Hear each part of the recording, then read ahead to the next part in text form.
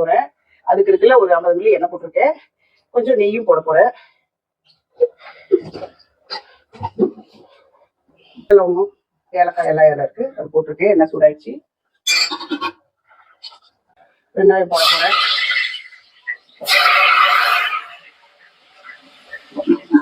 அடங்கிடுச்சு. இஞ்சி பூண்டு பேஸ்ட் போட போறேன்.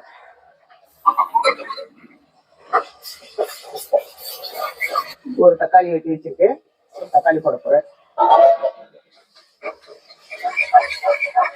புதினா தலை, கொஞ்சம் கொத்தமல்லி தலை, இதையும் போட்டு அதுலேயே ஒரு வர குறைக்கிற போறேன்.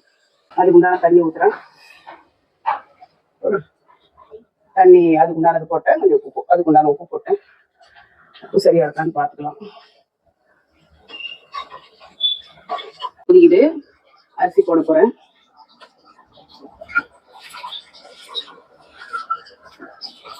அவ்வளோதான். இதாக இருக்குல்ல, தண்ணி கொஞ்சம் இருக்கிறதும் நான் மூடி போட்டு ஒரு 2 விசில் விட்டுருவேன். அவ்வளோதான். அது இருக்குல்ல, குஸ்கா ரெடி. இப்போ பாருங்க, தண்ணி எடுத்துருச்சு. மூடி போட போறேன். குக்கர் 2 விசில் விட்டாக்கா குஸ்கா ரெடி. ஹாய் ஃப்ரெண்ட்ஸ், இப்போ நான் அந்த ஆச்சா செய்ய போறேன். என் ஸ்டைலில் எப்படி செய்யறேங்கிறத பாருங்க. அதுக்கு கொஞ்சம் எண்ணெய் ஊற்றிட்டேன். 2 பட்டை, 2 லவங்கம், கொஞ்சம் எண்ணெய் காஞ்சிச்சு போட்டுட்டேன். கொஞ்சம் வெங்காயம் போடலாம்.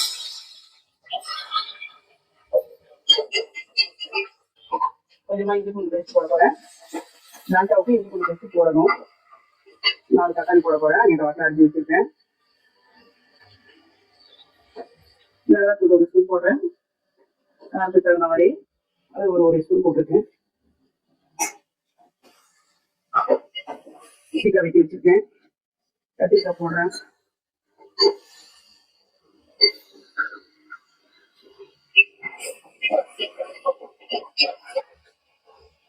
உப்பு போட போறேன்.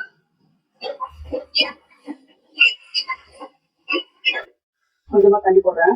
அது வேகட்டும். இது தேவையான அளவு தண்ணி போட்டேன். இப்போ பருப்பு இருக்குல்ல, கடலைப்பருப்பும் துவரம் பருப்பும் சேர்த்து ஒரு 100 கிராம் அளவு. நாங்கள் 2 பேர் தான் இருக்கோம், அதனால இருக்கிற ஒரு 100 கிராம் அளவு தான் போட்டிருக்கேன். கடலைப்பருப்பு ஒரு 25 கிராம், துவரம் பருப்பு ஒரு தக்காளி இதெல்லாம் போட்டு இப்போ அது இருக்குல்ல கடைஞ்சி அதில் போட போறேன். தாச்சாவுக்கு இதில் வேக வச்சு ஒரு 2 கடை கடைஞ்சிக்கிறேன்.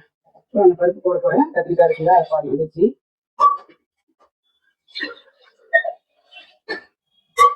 இதுல கொஞ்சமா இருக்குல்ல புளி ஊற வைக்க போறேன். இது வேகட்டும். 2 கப்பு போட்டுருவோம். அதுக்கு உண்டான நான் புளி ஊத்துறேன். புளி ஊத்திட்டேன்.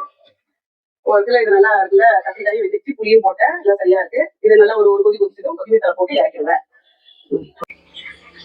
இன்னைக்கு எங்க வீட்டுல மெனு இருக்குல்ல, குஸ்கா, தால்ச்சா, சில்லி சிக்கன் இருக்குல்ல. இன்னைக்கு இதுதான் எங்க வீட்டுல டிஷ். சாப்பிட்டு வாங்க சாப்பிடலாம்.